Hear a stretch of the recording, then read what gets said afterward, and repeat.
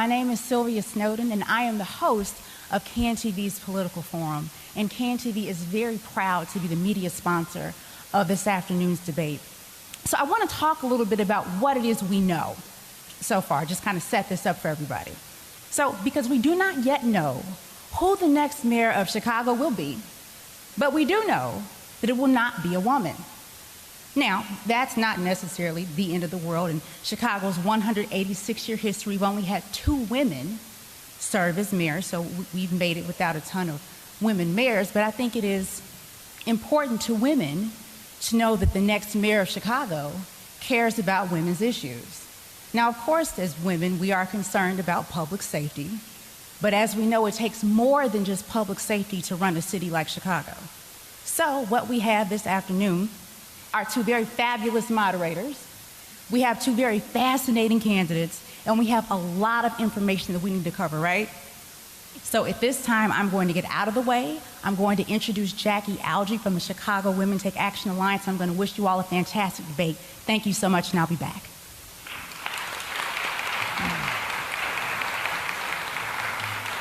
Thank you, thank you, thank you. Good afternoon.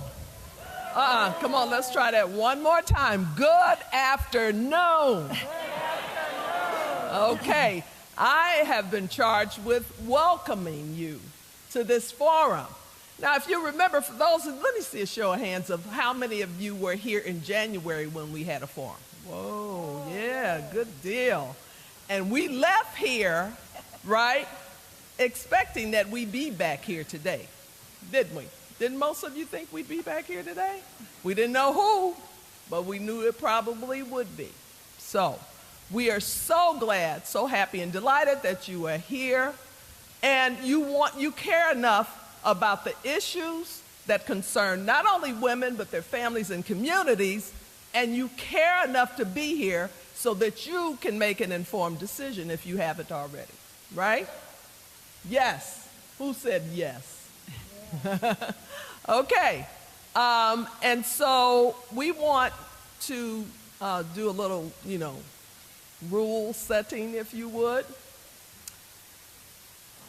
No clapping or yelling and giving hurrahs to the candidates that either you support or you are impressed with what they say. In turn, no jeering, no boos and all that. We're going to be very civil with our conduct of this forum today, okay? Wait a minute, let's try that again. Okay? All right. Okay. So, again, welcome on behalf of Chicago Women Take Action Alliance. There are over 45 groups that are a part of the alliance that we have formed. And we are just excited about continuing to bring what is important conversation to the women and people of Chicago. Thank you very much. I'm going to ask my sister Mary Driscoll to come up, and she's got some more information for you. Thank you. Hey, I'm going to, good afternoon, everybody. Okay, so I'm going to do a little housekeeping. Just to remind everybody that if you want to stream it later, or if you have anybody at home that might want to stream it now, you can go to the cwtaalliance.org page, and the link for streaming with CAN-TV will be there. I also want to tell people that we're going to have a brief question and answer period after the main part of the forum is over. So you should have gotten index cards on your way in. Use those index cards to write questions. If you have a question, raise them up, and someone will come by and collect it. We're going to stop taking the index cards about 3:25, so we can sort them out for the moderators. If you didn't get an index card and you have a question, you can raise your hand. Someone will come and give you a card. Okay, so now I want to introduce the 2 dynamic women that are our moderators. Okay. We have one more announcement, I've been told, so hang on. All right, we're going to have Gabby to come up and tell you what she's available to do should you need. Hello, everybody. a day of announcements, good announcements. Buenas tardes. I'm going to make an announcement in Spanish. Muy buenas tardes, ¿cómo están? Soy Gabriela y está mi compañera Carmina. Hoy vamos a tener acceso de lenguaje para aquellos que prefieren un lenguaje diferente, que prefieren escuchar en español. Tenemos interpretación hoy, tenemos micrófonos, tenemos equipo en la parte de atrás, así que por favor no se cohiban, tenemos muchísimos si ustedes prefieren escuchar en español. Por favor, déjenos saber y con mucho gusto le damos equipo. What I said, if anybody would like to hear in Spanish, that's the language that is in their heart and their preference is to hear in Spanish. We have plenty of equipment for anyone who would like to listen in Spanish. Thank you, everybody, and enjoy. Okay, important announcement. So now I'm going to the moderators. Again, we have two great dynamic women that have agreed to be our moderators, Cheryl Corley and Joan Esposito. Let me make a brief introduction of both of them. So Cheryl Corley is a correspondent and acting Midwest Bureau Chief for National Public Radio. For more than 2 decades, she's covered some of the country's most important news stories for NPR, working as Midwest and criminal justice correspondent. She now curates and edits stories from reporters working at public radio stations throughout the Midwest. Prior to joining NPR, Cheryl was the news director at WBEZ. And as a City Hall reporter there, she covered the administration of several mayors, beginning with the administration of Harold Washington. Joan Esposito, our other moderator, explores Chicago area neighborhoods and talks politics, issues, and culture as the afternoon host of a political show on a progressive radio station, WCTP-AM. An Emmy Award winner journalist, Esposito has been a reporter and news anchor for ABC, Channel 7, NBC 5, and WGN Channel 9. I want to welcome them both with gratitude on behalf of the Chicago Women Take Action Alliance. Take it away. Thank you very much, Jackie. And welcome to our Women's Mayoral Forum, sponsored, as you know, by the Women Take Action Alliance. I am Cheryl Corley. I am Joan Esposito. During the next 2 hours, we are going to really explore some of the challenges facing the next mayor of the city of Chicago. Many of those critical issues disproportionately affect women. And thanks to everyone who is in our audience today and to everyone watching at home, thanks to CAN TV and to Facebook Live. And we are going to begin with some of the ground rules too. Our forum is not a formal debate. Each candidate will give an opening statement. There will be no closing statements. And we ask each candidate to please respond directly to the question. There is a time limit of 2 minutes for each answer, expansive in these days of debate and forums. Our timer, Tanya, over there, has a loud buzzer to keep you on track, so please keep your answers direct and on point and to time, and that's going to help us all. And just want to repeat to the audience, we're trying to get through a lot of material, and when there's audience reaction, it really slows us down. So please, because we want to get to as much information as possible, don't react, don't applaud, don't boo, and remember to silence your cell phones if you haven't done it already. Yes. The goal here is for voters to be able to gather the information they need, as Joan has said, in order for you to make an informed decision in this election. So we are going to begin, but first let's welcome our candidates.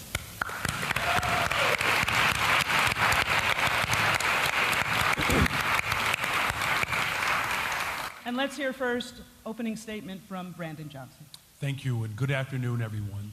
I'm very humbled and honored to be in this particular moment where the movement that has propelled us into one of the most dynamic moments in the city's history.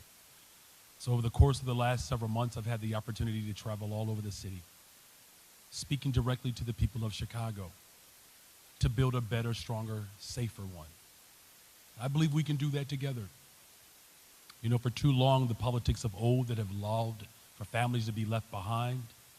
For too long, the politics of old have pitted communities against one another. but I'm running for the city of Chicago because the city of Chicago deserves a leader who loves people. You know, the best job that I've ever had is that of a public school teacher, and I've looked in the faces of young people who have felt hopeless and lost. And that's why the best thing that we can do as a city is to have a leader that is prepared to invest in people. Whether it's public education, public transportation, safer communities, access to healthcare and environmental justice, we can have a better, stronger, safer city, and we can do it together. I'll close with this. My wife and I are raising our family on the west side of the city of Chicago. We love raising our family in Austin, but it has been a community that has been disinvested in for too long. And as a result of that, it is one of the most violent neighborhoods in the entire city. I have tremendous incentive for the city of Chicago to be better, stronger, and safer. But we have to do what safe American cities do all over the country, and that's invest in people. We have a clear choice here. We can rely upon the politics of old that have caused tremendous disruption and despair and hopelessness, or we can build something better and brighter. I'm very humbled to be here today, and I look forward to the discussion. Thank you. Now let's hear a 2-minute opening statement from Paul Vallis. Well, thank you very much. It's great to be in this great house, and of course, congratulations, recognition of International Women's Day last Wednesday. It's nice to be here a second time during the campaign season, a unique experience for me. The city's in crisis.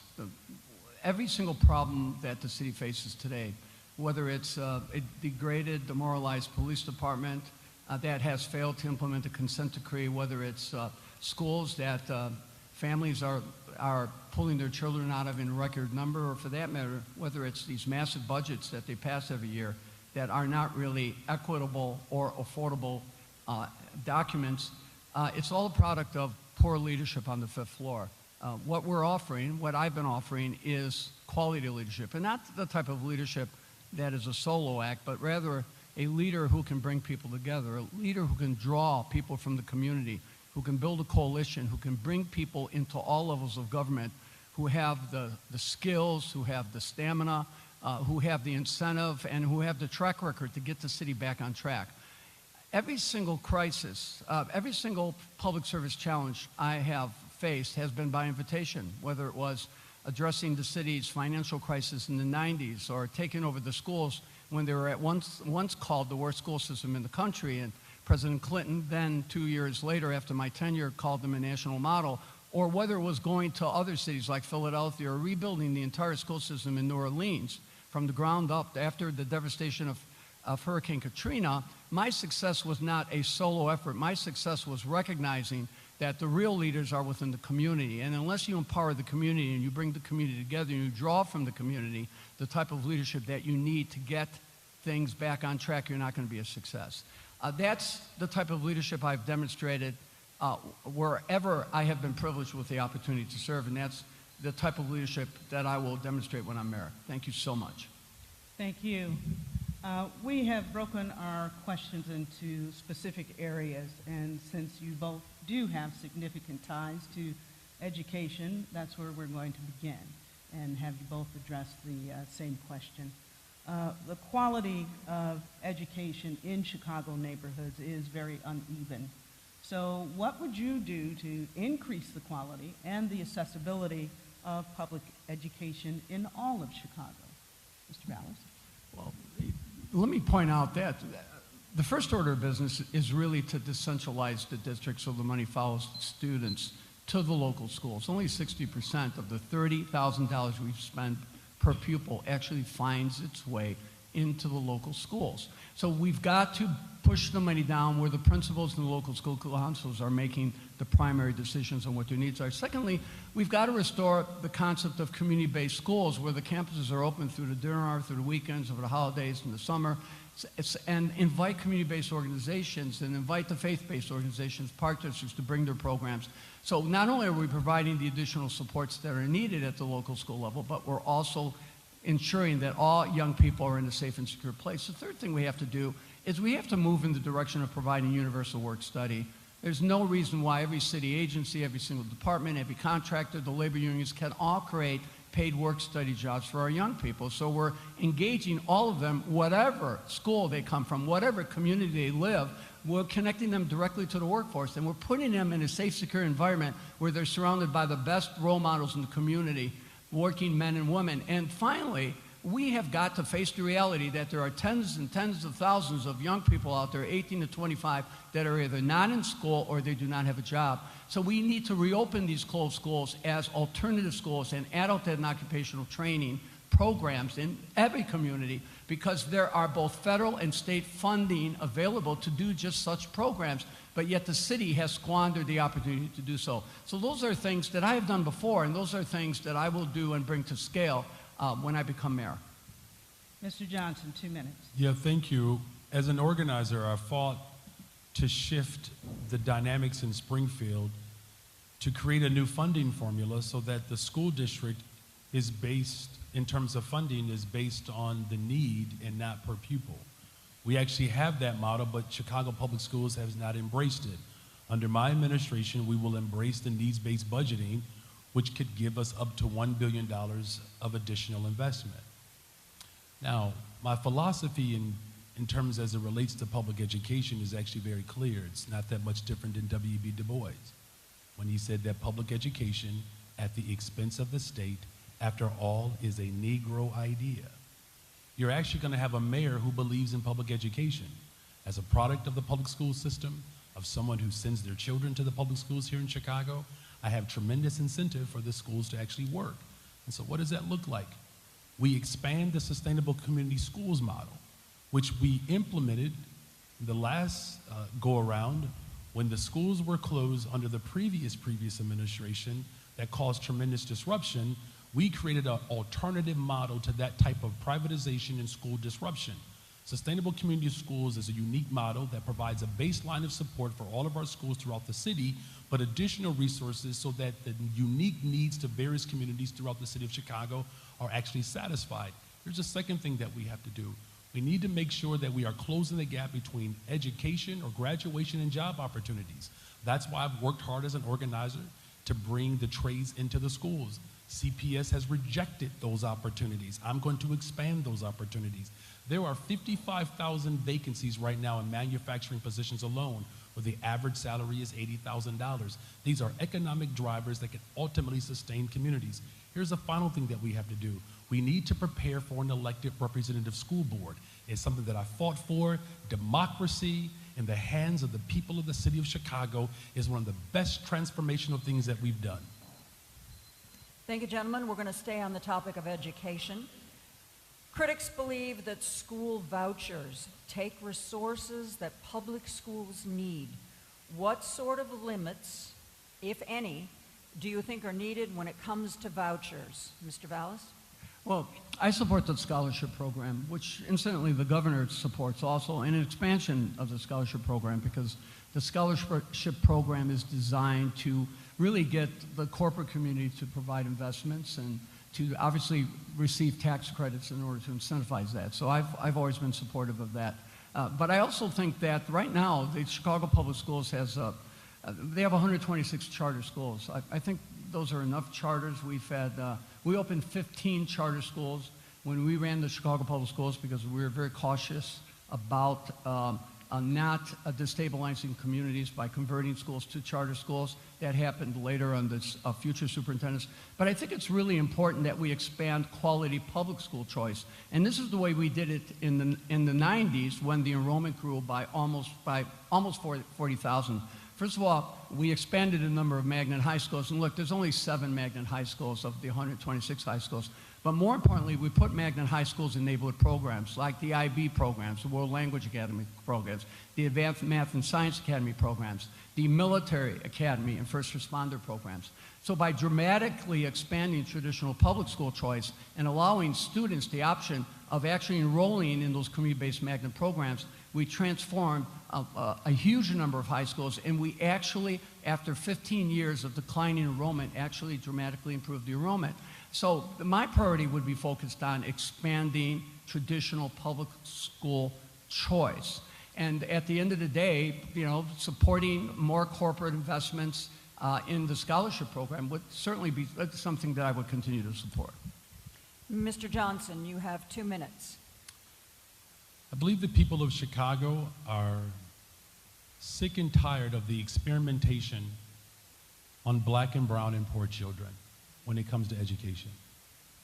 When you look at some of the most economically stable neighborhoods throughout the country, children do not have to apply for something that is free. When we think about the history of vouchers in this country, y'all do know the history, right? Right? It was designed because there was an entire segment of the population that did not want to have to participate in the public space with black and brown and poor people. Why do we continue to implement the politics of old that continue to cause us to be stratified? You can't say that you're trying to bring the city together when you continue to move policies that separate people. We are setting up winners and losers. Public education shouldn't be doing that. And under my administration, we're going to fully invest in publicly funded neighborhood schools. It's not a radical concept. It actually works around the country. As far as corporate participation, they could pay their fair share in taxes. We could start there, right? Instead of raising property taxes on working people, and then the same people that you tax, our children have to apply for the very tax investments that we are providing to the school district. So we pay the property taxes, and then there's no guarantee that we will have access to the public good. Do y'all understand what I'm saying? That this is a very, very basic concept here. And so this is a matter of having priorities. There's enough for everyone. As mayor of the city of Chicago, no one should lose at the expense of someone else winning. Picking people out here and there, giving people opportunity while you leave people behind, not under my administration. I fully support publicly funded neighborhood schools. One last question on education. In recent years, and you've both noted, there's been turmoil in the school system with school closures, school strikes. There will soon be an elected school board. But next year, as mayor, one of you will appoint half of the board. So how will you involve the community in that process? Mr. Balance. Well, first of all, by empowering the community, and the way you empower the community is you actually go out to the community and you solicit candidates from the community.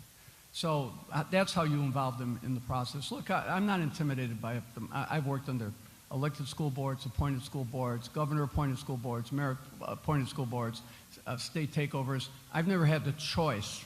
In other words, I've had to deal with what I've had to deal with.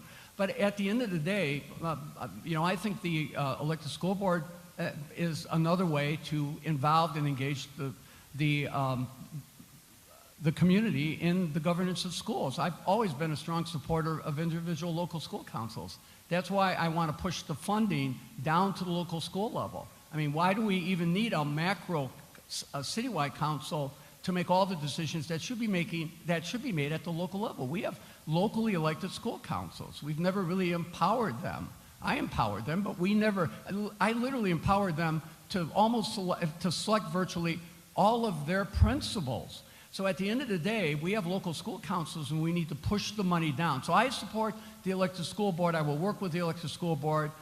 We'll engage the elected school board, but we will also strengthen the local school councils and the local principals, and we will push the money down to the local level. Those are the things that we did when we ran the schools, and enrollment grew by 40,000, and we did it in full partnership with the teachers union. After 8 strikes in 15 years, we had 8 years of labor peace. We increased teachers' salaries, a compounded 27%. We never had to close a single school.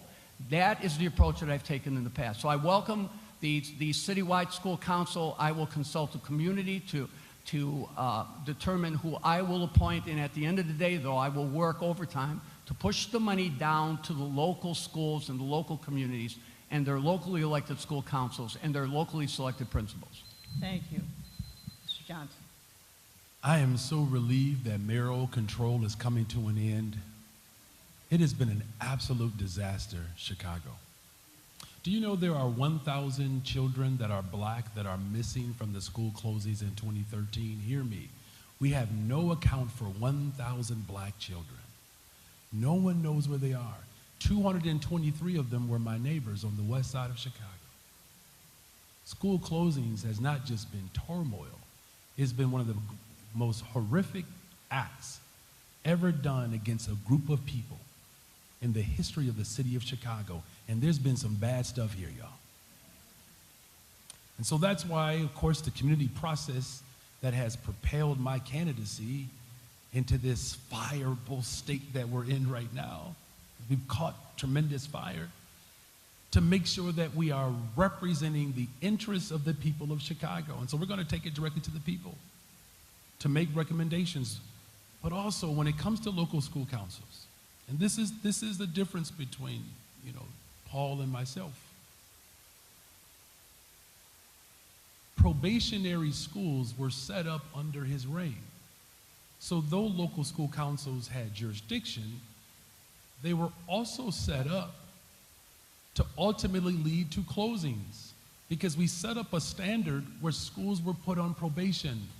Those are terms that are used when it comes to the criminalization of people. Mr. Johnson, but how would you involve the community? I've said it, I'm gonna take it right to the community. We're gonna do that. What I'm saying though is, if we're gonna have a better school system, we have to recognize how it has failed. Because the people of Chicago haven't failed. The children are not failures. The system has been set up to harm children. We're gonna eliminate that harm. Taking it directly to the people is what I've always done as an organizer, and I'll do that as mayor of the city of Chicago.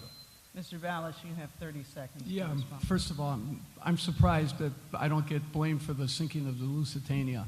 Let me point out that we put 8 schools on probation back in 1995, incidentally with the support of the Chicago Teachers Union.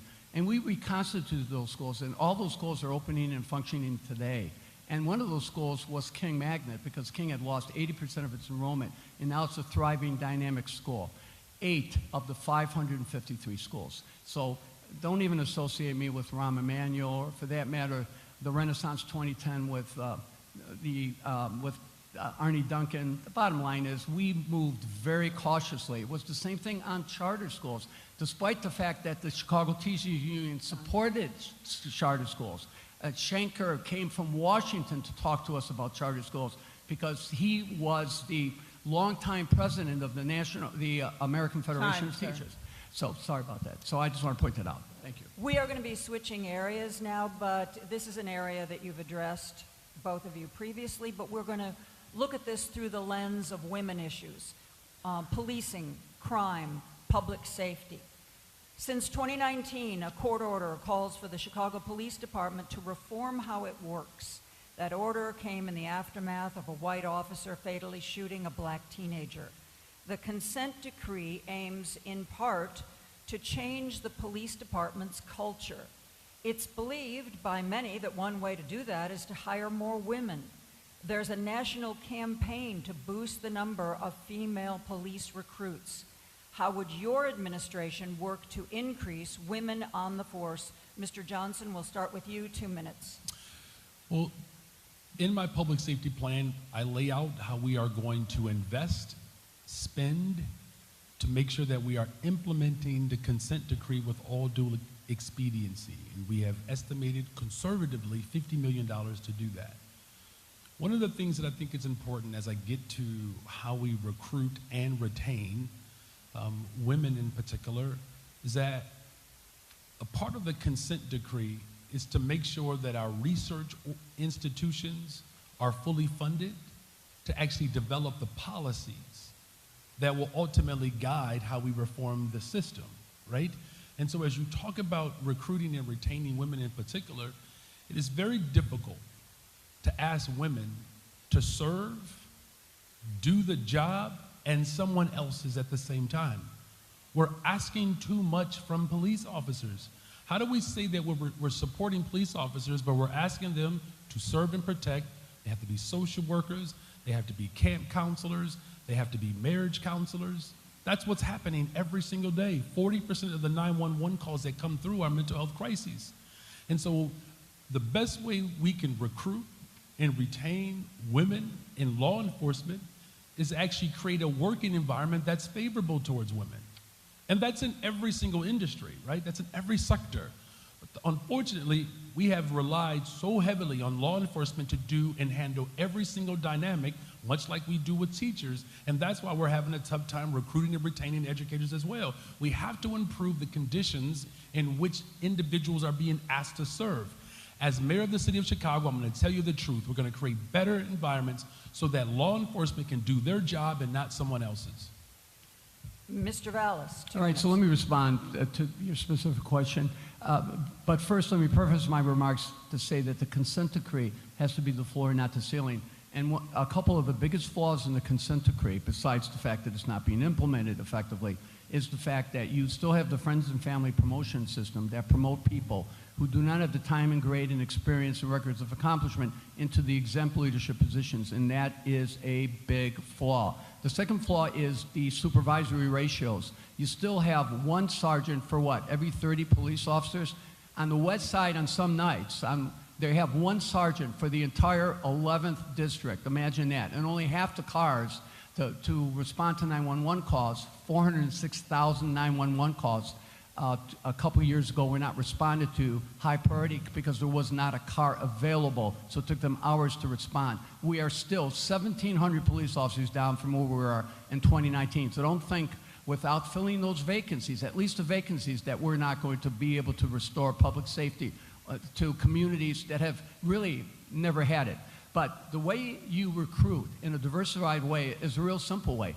We have 10,000 young people in ROTC programs. I opened 7 military and first responder high schools in Chicago.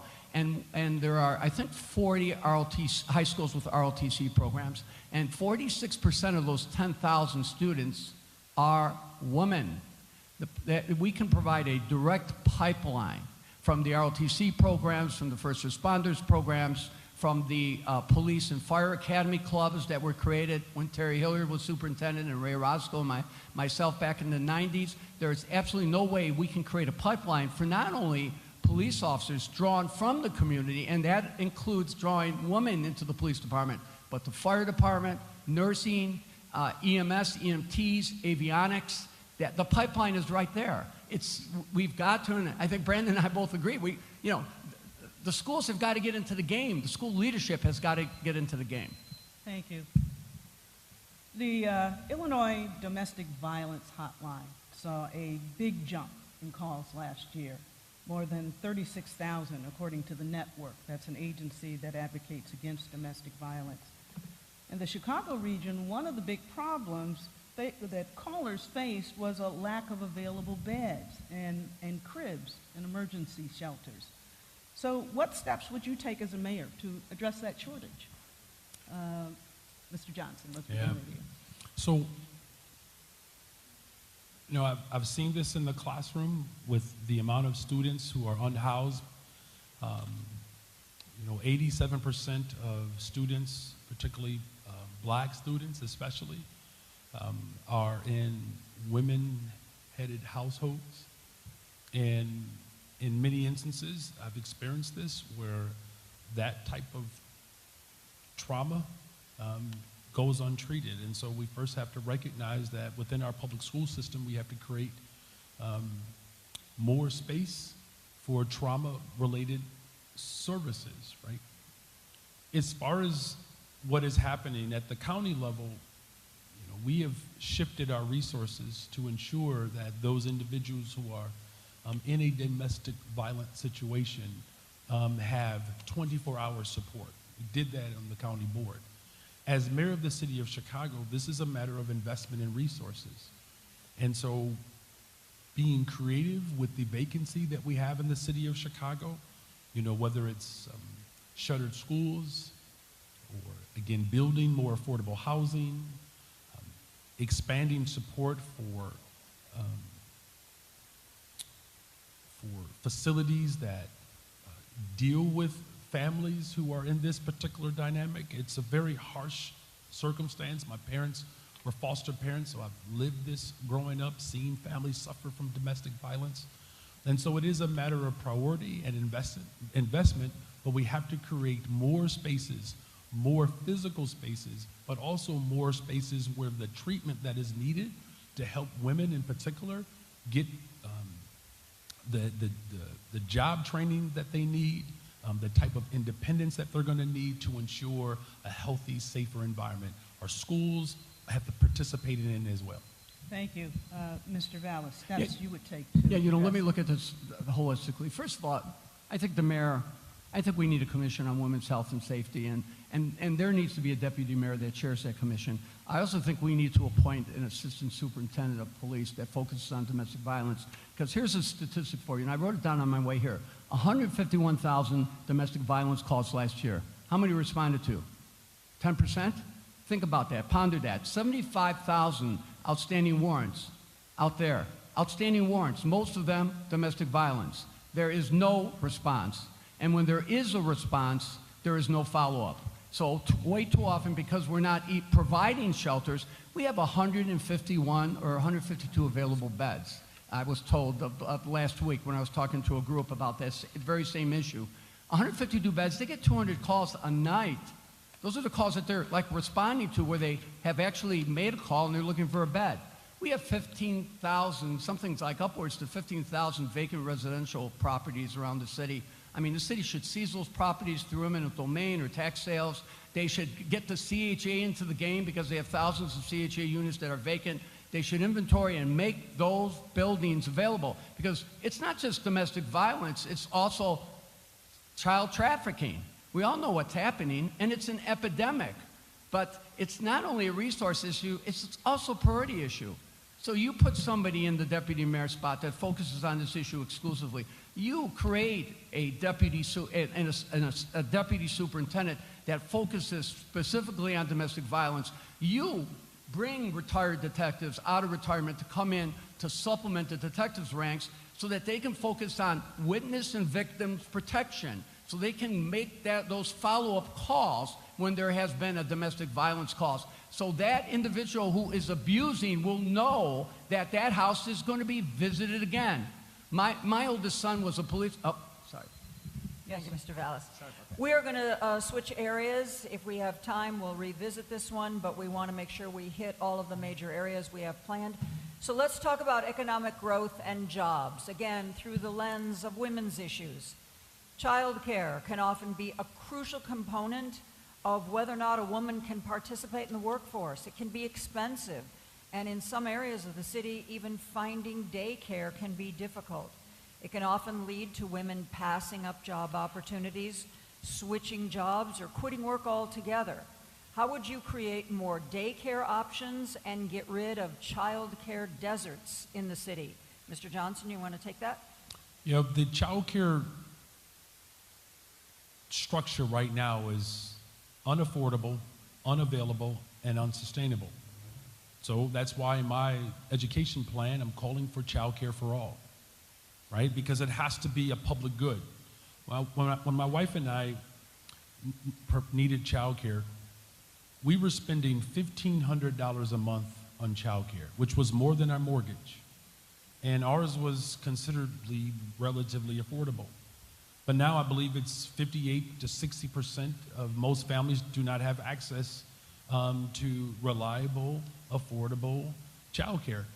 And many of the child care workers in particular, especially the child care centers, these individuals are making $4 an hour, right? And to your point, many of them can't even send their own children for child care services. And this is why, in my plan, we're collaborating with the state of Illinois to make sure that the funding and the resources are available to make child care a public good. Child care for every single person. You know, what's increasingly becoming more obvious is that the industries where black and brown women are at the forefront, the government seems to never have enough, right? And so the pay, the accessibility, the collaboration, and the guarantee, that is what I'm going to do as the mayor of the city of Chicago. And I know what those facilities need because I started off as a child care worker. Children's World Learning Center, one of the most incredible experiences of my life. When you don't have spaces where families can actually drop their children off for care that's affordable and reliable, that's a problem right? And so that's why the type of collaboration that I've done as an organizer, I'm gonna do that as mayor of the city of Chicago, and I'm glad to actually have the support of child care workers. It's why they trust me, because we're gonna get it done.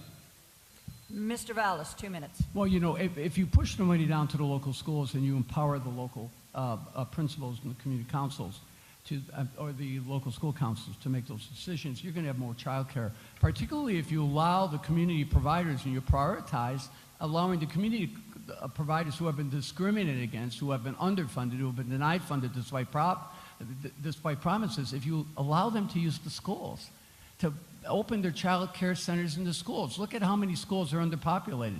Look at how many schools have additional space. We have 650 schools. There's no reason why, through a partnership with CPS and community providers, you can't dramatically increase child care services.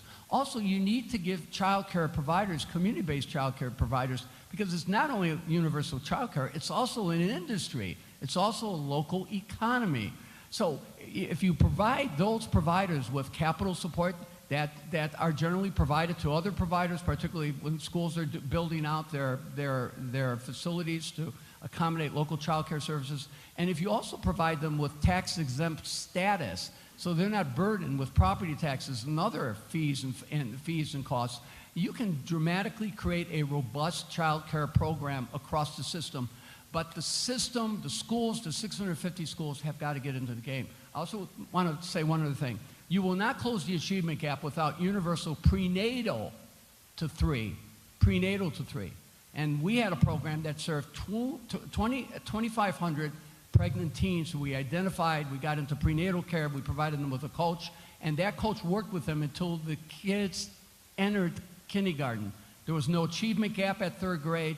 The teen pregnancy rate had plummeted, and the teen mothers had an 80% graduation rate. So that's my solution. That's my approach, and it is achievable. It's a question of prioritizing. Thank you very much. Many publicly funded construction projects in the city are subject to federal hiring goals for women and for minorities.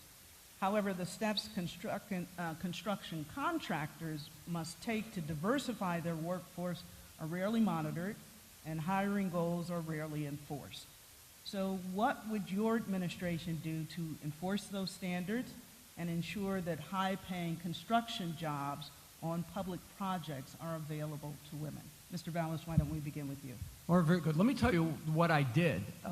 When Gary Chico and I took responsibility for the Chicago Public Schools, we figured out a way to finance and implement a $3.2 billion school construction program that built 78 buildings and renovated 350.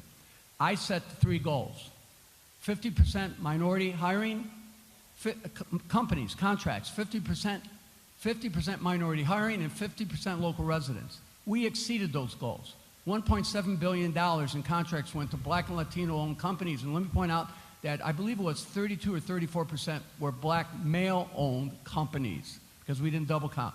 58% of those employees, 1.78 billion, were Black and Latino and women workers.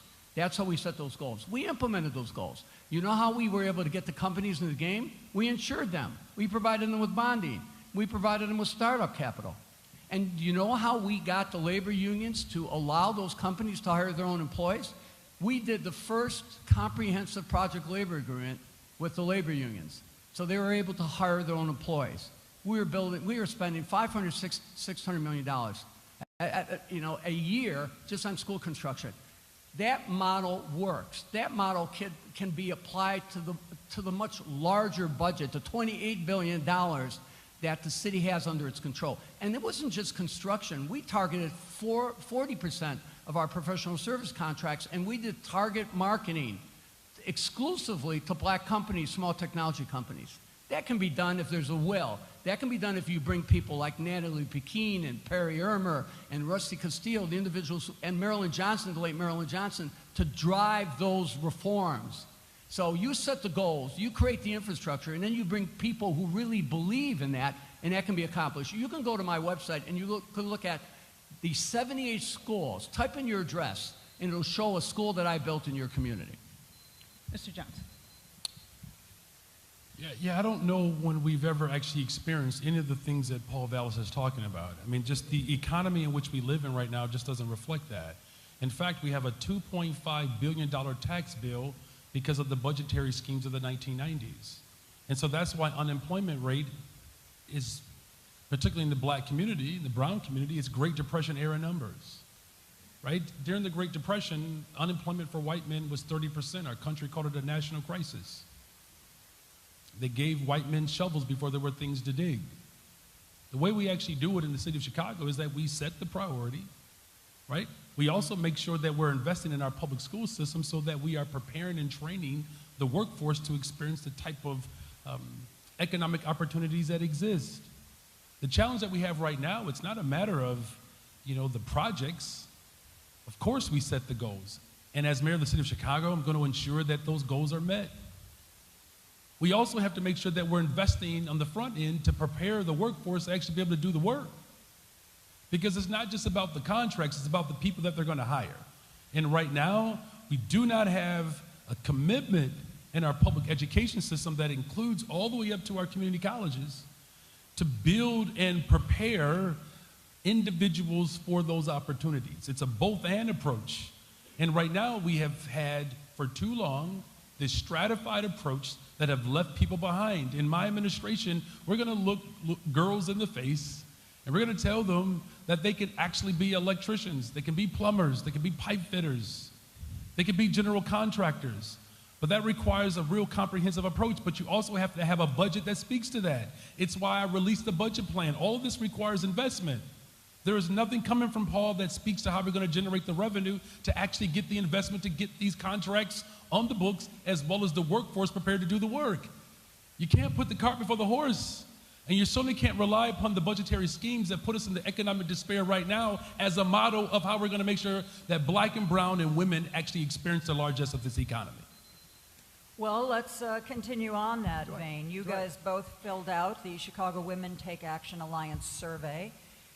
You both said you would take full advantage of the Illinois Clean Energy Jobs Act, those resources, bring them to Chicago. Oh, that's great. How are you going to ensure that those jobs are fairly inclusive of women and black and brown community members? Mr. Vallis, you want to start? Yeah, well, first of all, following the same formula that we followed when we allocated 55% of the contracts to minority businesses and 58% of the hiring. That's a fact. That's just a fact. Look at any of the schools. You can go through the list, go on my website, look at the schools, look at the arguments. And I just have to point out that I left the city with a structurally balanced budget and a record number of police officers. And then the schools, we left the schools with $1 billion cash balances and 13 bond rating upgrades and a 100% funded pension system. The rating agencies don't give you bond rating upgrades if you're mortgaging the future. But the bottom line here is you set goals and you implement them, just as I did when I ran the Chicago Public Schools, just as I did when we were awarding professional service contracts. I'll also tell you this, if we're going to get at the issue of climate change, and look, raising taxes by taxing, by imposing taxes on the hotel motel scene, by imposing taxes on the hotel motel scene, by imposing taxes on the hotel motel scene that's already been devastated.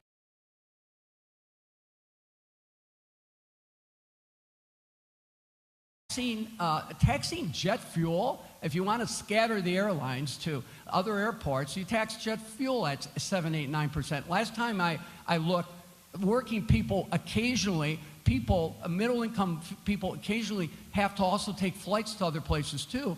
I mean, the tax package, if it even passed, will not generate a fraction of the revenue. So I'm talking about reprogramming $28 billion in spending at the mayor controls. I'm talking about tapping into the TIF surpluses that have totaled $1 billion the last 3 years.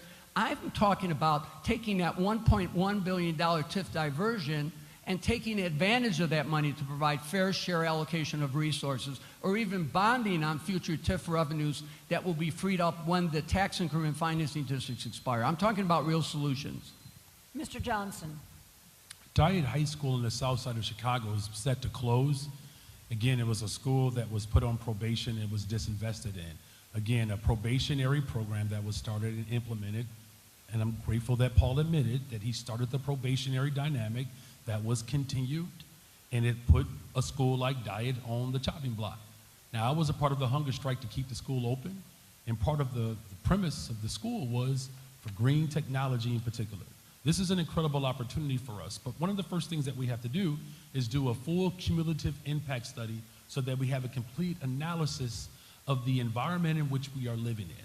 Because environmental justice and climate justice is important, right? But it is a part of the new economic infrastructure that this country is going to rely upon. So whether it's biotech, life sciences, the green technology, particular in urban farms, all of the different things that we can do to retrofit our buildings, to make sure that we are getting lead out of the pipes, all of the opportunities that we have through shifting our economy through a more green infrastructure will ultimately lead towards economic security, because the jobs that will come from that require someone who believes in public education to make sure that those opportunities are available for our young people, starting as early as 4th and 5th grade, to begin to have work experiences that will lead to the type of opportunities that will be available. The bottom line is this: if you want a safe city, you do what safe American cities do around this country, and you invest in people. And a teacher and a firefighter should not pay the same tax rate as a millionaire or a billionaire. That is the premise of the Democratic Party. No wonder why I agree with it, and my opponent does not.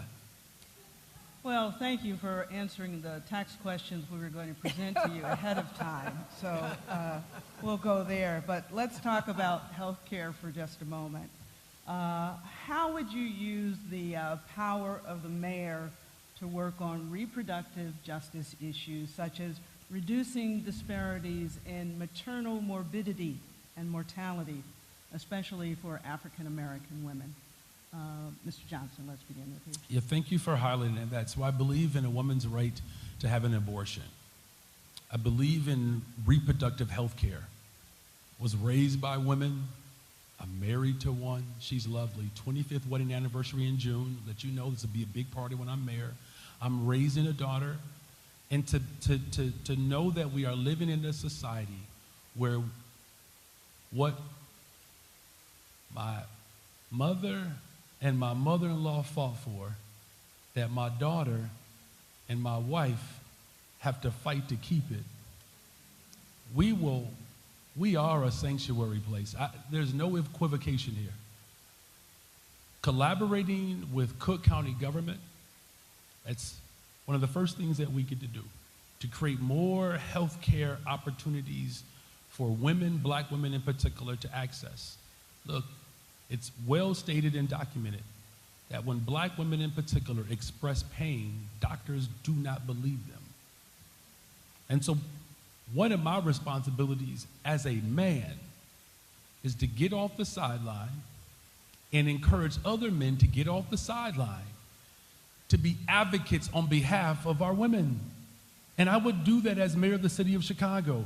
Protecting women, it is my honor to do that. Lifting up the work of women, that's my honor to do that.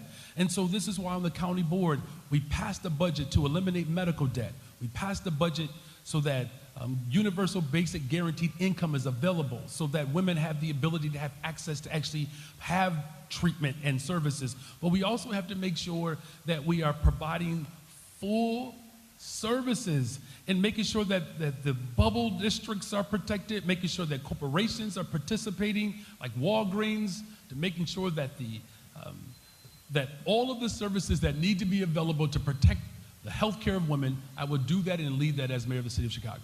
Thank you. Mr. Vallis. So I, as mayor, will do what I've always done, and that's support, with no hesitation, with no constraints, a woman's reproductive rights. And Chicago will not only be a safe haven for women who live in the city and women who live in the state, but it will be a safe haven for anyone who comes to Chicago seeking the protection of those rights. I think what we have to do on a much broader healthcare scale is we've got to, just as we need to reopen the mental health clinics that were closed, and just as every single district that the police district serves needs to have a mental health center, we need to restore and expand community-based mental health centers that can provide for these critical needs. whether it's the reproductive rights of women, or for that matter, whether it's other health care issues that women need addressed.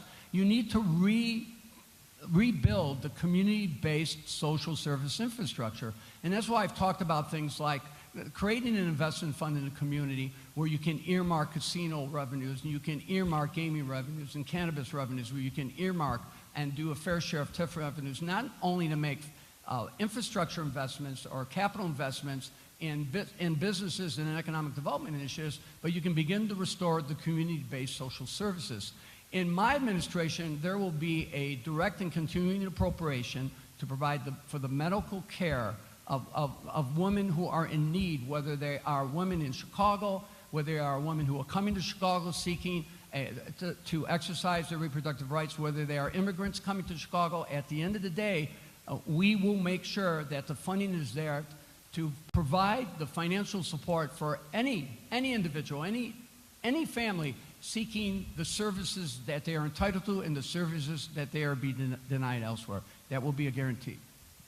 Again, thank you, panelists, for being so eager to get to the next topic about taxes and raising revenue. But one more quick question before we leave health care. I'd like each of you to talk about, as specifically, excuse me, as you possibly can, how you would work with the county, especially to provide a comprehensive approach to other public health problems, like the opioid crisis or the need for mental health services. Mr. Johnson, why don't you start with that one? Well, it's going to be great working with President Preckwinkle. There'll be 2 Chicago public school teachers in charge of the entire region, and that's going to be history. The relationships that I have on the county board, I'm eager and looking forward to the collaboration because there's already an appetite for it.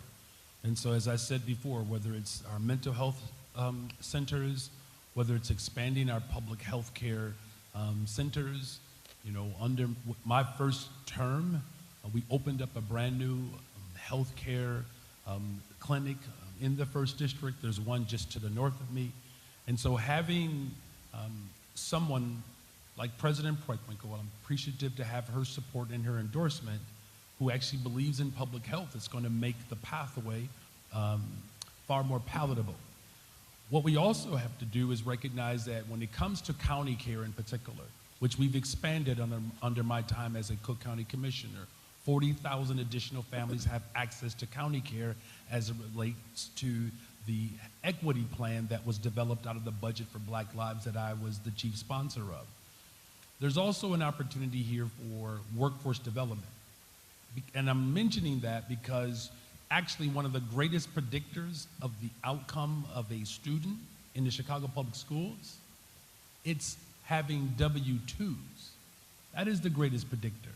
It's not just about childcare. It's about having economic stability, and too often, healthcare and W-2s have been synonymous. And that's why expanding county care and working with county government to do that, along with creating more workforce development opportunities so that people who have been suffering in abject poverty for too long have the ability to actually raise their family. It has to be comprehensive. It has to work hand in hand. And so yes, county care, yes, making sure that we're doing everything in our power to continue to work with the county government to expand health care. Mr. Vallis. Yeah, I've always had great success working with both the county government and the state, or for that matter, the federal government. In New Orleans, I negotiated the largest FEMA settlement with the much maligned Bush administration and to rebuild the entire school system at $1.9 billion. So I have always had a history of working with governments, state governments, federal governments, other local governments, because obviously, you know, we are in a region, and obviously we have critical issues that we're going to need regional solutions for, like transportation, which I'm sure is a topic we'll get to. So at the end of the day, working in collaboration is critically important. But I've also recognized that you've got to control your own destiny. And the rebuilding of a social service infrastructure is absolutely critical. I mean, it's the core. It's the core to rebuilding the local economy. And that means reopening the mental health centers, and that means reopening opioid and drug addiction centers. And I lost my youngest son to chronic drug addictions. So we're personally impacted by that, and we continue to be personally impacted by that. But that also includes crisis intervention centers. That also includes family counseling centers. And you know, if you're billing right, which I think we both agree that the city has been disastrous at, you can secure Medicaid. There are federal funds out there. There are federal funds that are being returned or that were returned just this year because the city did not have a plan to do lead pipe replacements, to get the lead pipes out, to get the lead out of the drinking water. So at the end of the day, if you are opening these centers and you are billing right, whether it's for Medicaid, whether you're tapping into existing state or other federal programs, or for that matter, private insurance company programs, many of these centers will, in effect, pay for themselves. So you need to begin rebuilding a comprehensive social service infrastructure because it's critical to the development and the growth in the community. I know how to do that. I've worked with federal and state agencies and county agencies at all levels, and I'll do that as mayor. Thank you very much.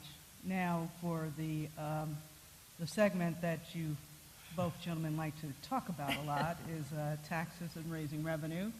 So let's begin there. You both stated on the Alliance survey that you'd identify and implement equitable ways to increase revenue for Chicago without raising property taxes on homeowners or applying what many consider inequitable fines and fees. So let me hear your plan for raising revenue for Chicago. Mr. Johnson, why don't we begin with you? Yeah, thank you. I think it's appropriate that I go first because I was the first one to actually release a budget plan. In fact, I'm the only one to release a budget plan. Because you can't do any of the things that we're discussing without a real comprehensive approach of how we are going to eliminate the structural deficit, raise critical revenue to make the investments that are needed for a sustainable economy, and doing it without raising property taxes. This is not about a cap. This is about not raising them. I've passed multi-billion-dollar budgets, implemented multi-billion-dollar budgets at the county level, making those critical investments without raising property taxes. It can be done. Look, I've put forth solutions because I believe it's important that we close the gap between government and those who rely upon it, which are the residents and the taxpayers. And so I put forth the budget plan so we can debate it now because I'm going to tell you the truth. The fact of the matter is we had a dedicated revenue stream to secure the retirement of people, of which most of the individuals whose retirement will be secure through a dedicated revenue are women. The average take-home for retirement was $35,000 to $40,000 a year. When that dedicated revenue stream was removed, we were on the hook for a $2.5 billion tax bill. And so that's why, look, if there are revenue ideas that the public does not want, then we get to negotiate that together. But this is not about just simply no. This is about getting to a yes.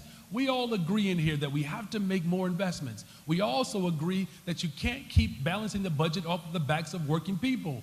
So since we agree with that, you agree with my budget plan. Help me find $250 million, you all, annually. A $16.7 billion budget, and we can't find $200 million?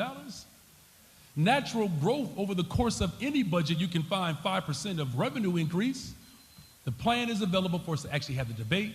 I'm always going to tell you the truth. Mr. Vallis. Okay, well, you know, let me tell you the truth about that plan. City income tax or tax on or a tax on people coming in from the suburbs. First of all, you would have to get state authorization for that. A head tax, really? A head tax? Think about that. Think about that means when you hire more people, you pay more you pay taxes on the person you hire. A hotel motel tax, 66% increase. We already have the highest hotel motel tax. And what's the vacancy rate in the hotel motel industry? It's abysmally low. And then we can go on and on and on. So it's not a realistic list of tax increases. The budget that the mayor controls is not $16 billion.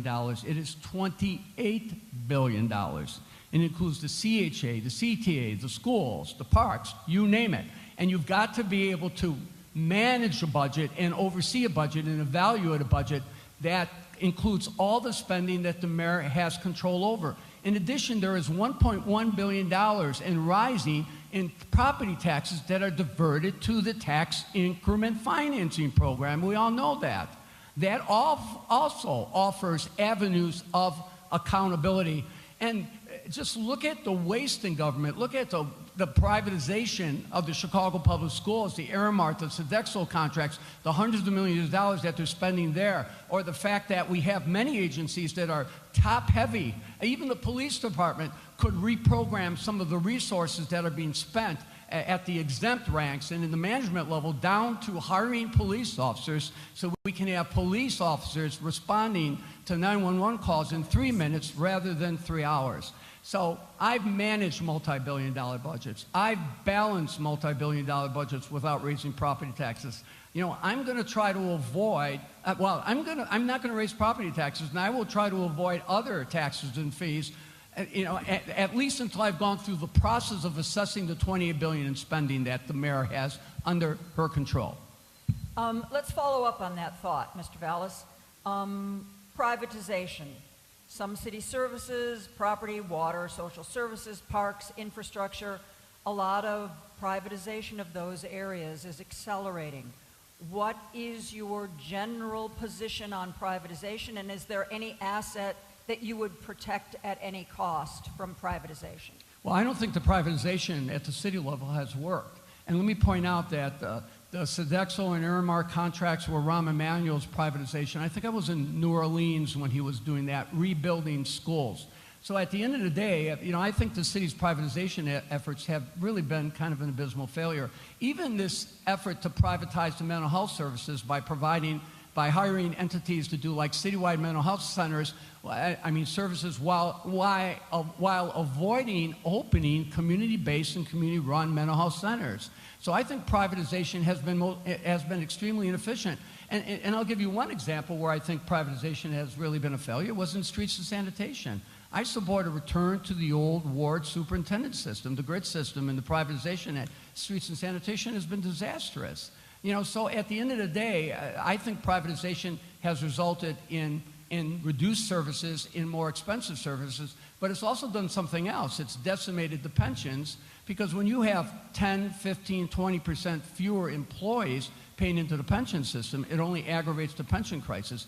And remember, new employees who come into the system are Tier 2 employees. So you return to the grid system, you begin to deprivatize what's been done in streets and sanitation and others, and you'll fill the police vacancies in the police ranks, and you will actually significantly improve the health of the pension funds, because the individuals who will be hiring will be in the Tier 2 system. So at the end of the day, I think privatization has been misguided, and in some cases, it's really been a disaster for the city. Mr. Johnson, your general position on privatization and any area that you would set aside and protect from privatization at all cost? Yeah, all that which is for the public good, I will protect, because it is a public good. Look, absolutely, I'm opposed to privatization. I'm sorry, I'm just struck right now just because, you know, 2/3 of the schools in New Orleans have been privatized. You were there. You actually did that.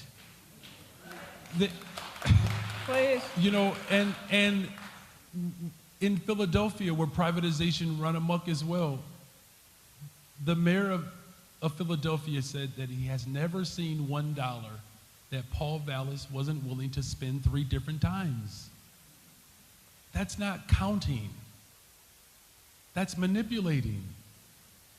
We can't do that, y'all. We just can't. When I'm talking about telling people the truth, I tell you what my positions are. I believe in those positions. I live by them. I don't change position because it is now more politically expedient to say that. The fact of the matter is, when you ran for mayor the last time, you said that you were going to raise property taxes by $250 million. You came in 9th place. You did not say that this time. I understand why you wouldn't say it. That's why your website only has 3 sentences when it comes to the budget. Privatization has been one of the greatest failures when it comes to the employment of women. And not to mention, as we talk about retirement security, you stop paying into retirement security. It's why we have a $2.5 billion tax bill.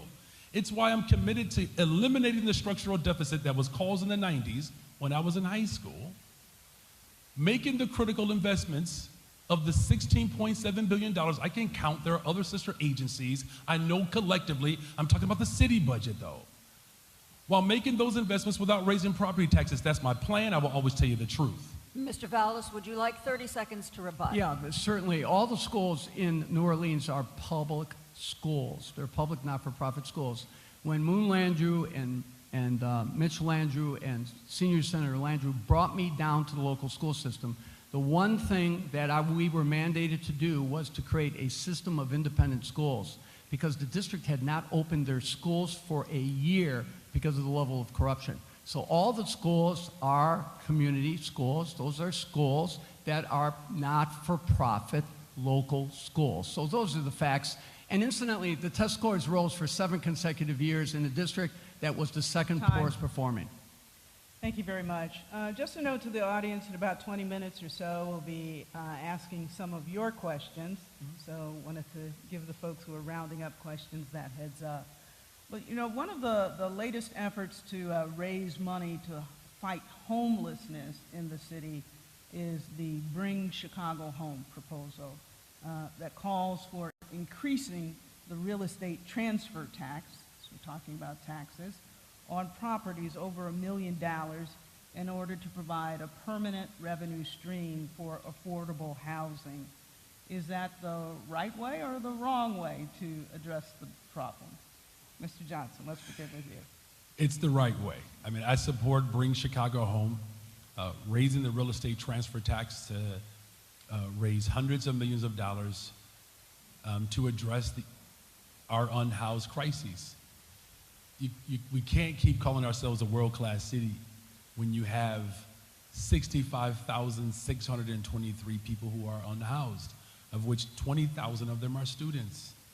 You know, look, and many of the individuals who are unhoused are individuals who were formerly incarcerated. Many of them have addiction. I had a brother, I've shared this story, who had untreated trauma and died addicted and unhoused. You have to love people. You really do. And what Bring Chicago Home does, it demonstrates that our heart will be where our treasure is. That's the only scripture you're going to get from this PK today, I promise. But look, I've looked into the faces of young people who come to school every single day and they don't have anywhere to lay their head or they're doubled up. It's why I passed the Just Housing amendment that eliminated discrimination for those who were formerly incarcerated to be able to access homes. I passed that. I did it because it has to be comprehensive. Public transportation, good schools, access to job training so that we're not just housing individuals, we're providing an entire economy around them. We spend $2.5 billion to build a brand new neighborhood. $2.5 billion. And we can't not make sure that every single family has somewhere to lay their head? I think we can. You just have to have someone who is willing to tell you the truth, how we're going to pay for it, and what it's going to go towards. We're going to raise the revenue to make sure that no one is too poor to live in one of the richest cities in one of the wealthiest countries at the richest time in the history of the world. Under my administration, we love people, we invest in people. Mr. Vallis, the Bring Chicago Home proposal, right or wrong way? Yeah, absolutely. Let me talk about what I've been talking about for the better part of 4 years on how to address the fundamental comprehensive affordable housing issue. First of all, you need to get tax increment financing revenues into the game. Because let me give you an example. 2 downtown TIFs expired. They generated $120 million in revenue. What if that money had been dedicated to affordable housing? That, incidentally, would provide almost an equal amount of the new tax, only the latest tax that my opponent has proposed. So at the end of the day, why are we expending $1.1 billion and rising in new tax increment financing revenues in ways that does not benefit the neediest communities, and it is not funding things like affordable housing? Why aren't we removing the obstacles to conversion of unimproved space to garden units? You could create well over 100,000 units within a year or 2 years, because there are so many obstacles for apartment owners to convert their unimproved space. What if we went out there and reclaimed the thousands and thousands of vacant residential units out there through land banking, through tax seizures, or through taking buildings that have been seized because of unpaid taxes, or for that matter, through scavenger sales or through eminent domain, and turn those buildings, those thousands of buildings, I think there's something like 15,000 buildings, over to community-based organizations so that they could provide housing for returning citizens, for victims of domestic violence, just not in addition to people who are in need of affordable housing. And finally, what I talked about now and what I talked about 4 years ago was capping individual property taxes. Because the mayor, right, the mayor said she froze property taxes this year. Anyone's property taxes not go up this year? We had a property tax freeze. Yet people are reeling because in gentrified areas, it doesn't matter if you freeze property taxes. Your property taxes are going to climb. If your property values are growing, you're going to pay more. So at the end of the day, individual property taxes is what keeps you from paying draconian property tax costs. One final question before we move off the subject of raising revenue. At least two of your answers today, Mr. Johnson, have said we're going to get money from the state or we will get more money from the state for various programs. A, what are you going to do if the money from the state doesn't come through? And how are you going to get the business community on your side? Mm-hmm. Look, the education of Chicago is the business of Chicago. I don't know any businesses who do not want to see an educated workforce.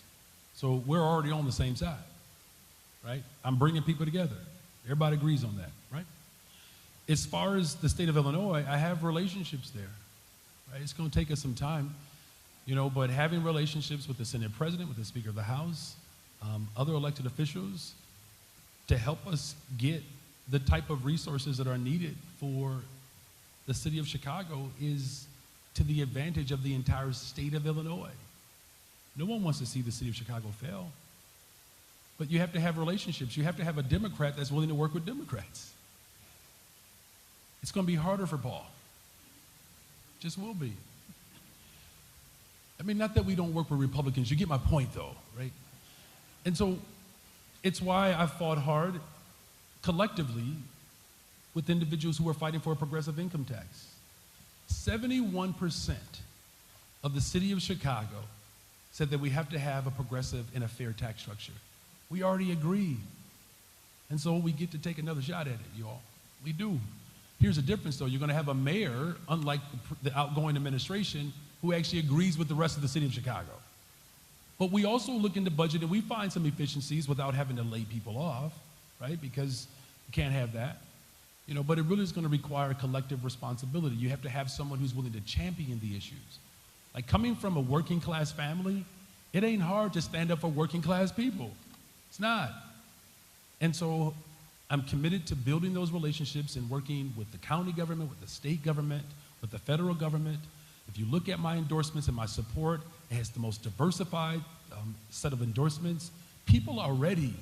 People try to make me out to be like this scary radical person because I love people. Investing in people is the most radical thing we can do, and working with the General Assembly is what I'm committed to. Time. Thank you. Mr. Vallis, you are viewed by many as the more pro-business candidate. Can the people of the city of Chicago trust you to say no to them when needed? Well, look, at the end of the day, you have to build broad coalitions. And, you know, it's funny because most of the individuals who are contributing to me have actually contributed to past mayors. Really. I mean, Brandon is overwhelmingly financed and supported by the Chicago Teachers Union. He's still on the Chicago Teachers Union payroll as a consultant. So at the end, no one's beholden to me. But if I'm able to go to Springfield with broad support within the business community, then anything's possible. So, you know, I take pride in the fact that I was able to negotiate with both Republican and Democrat administrations. The Clinton administration provided us with money. My deputy chief of staff was President Obama's education secretary. That worked to my benefit. I was able to secure the largest FEMA settlement in history with the much maligned George Bush administration, $1.9 billion. It's not a child in a school in New Orleans, or for that matter, that is either not completely new or completely rebuilt schools. You have to do three things that the mayor currently is not doing, and I think we can all agree. Number one, you have to have a plan for getting that money. I mean, they just returned back to the state hundreds of millions of dollars in money for lead pipe replacements because they didn't have their plan implemented. Hopefully they'll be able to reclaim it. Secondly, you've got to tackle the reimbursement issue. Medicaid. There are reimbursements that the city is squandering. Do you know that the mental health facilities, just like the EMS services, putting more ambulances into the pipeline, they'll pay for themselves if they're billing properly. So you need an administration that knows how to bill. And then thirdly, you need a mayor who's going to recognize that you need the support of the business community and you need the support of other mayors in the region if you are going to go forward with a state agenda or even a federal agenda that's going to be effective. That is what I've always been able to do. I've always been able to have success through coalition building. Thank you so much. You both have talked a bit about your political endorsements and support. So, Mr. Johnson, let's begin with you. You have been a teacher endorsed by the Chicago Teachers Union, have received major financial support. Convince voters that you would not be beholden to the union and their positions when it comes to education, policy, and practice. Look, I'm going to be the mayor of the city of Chicago for everyone. I've demonstrated that as a Cook County commissioner, even supported by allies that I've had to have hard conversations with. Like I can continue to demonstrate my independence by articulating what I've actually done as a Cook County commissioner. And there were tough conversations that I had to have with a variety of allies who supported me. You know, whether they were part of community-based organizations or the larger political movement that has propelled us into the progressive state that we're in right now. But look, the bottom line is I'm also supported by child care workers. And I want you all to hear me, because child care workers and home care workers are overwhelmingly Black and brown women and immigrant women. Do not dismiss them. Do not further to invisibilize them. Every time we talk about my support, from teachers to teachers' assistants to crossing guards, make sure we're telling the full story. I'm supported by a number of people across this city. Y'all, I was polling at 2.3% in October. And here I am. You don't get to this point if you're only supported by teachers, assistants, and crossing guards. But it's the working people throughout the city of Chicago that know that they will not just have a seat at the table, they get to actually set the menu. Because for too long, corporations and millionaires and billionaires have had unfettered access to the fifth floor. Don't dismiss the fact that we have over 5,000 individual donors, over 1,000 volunteers who are part of this infrastructure, you all. We are getting support from all over the country because the country recognized electing a progressive to the fifth floor in the city of Chicago who is tethered to working people is transformational for the country. We get to make history, and I do not apologize for being supported by the working people of the city of Chicago, because that's what makes this Chicago great. This is how we're actually going to transform this city. Our promises get to be as big as the city of Chicago. Thank you, Mr. Johnson. Mr. Vallis, you've been endorsed and worked for the Fraternal Order of the Police. The bulk of your campaign money comes from about 30 people.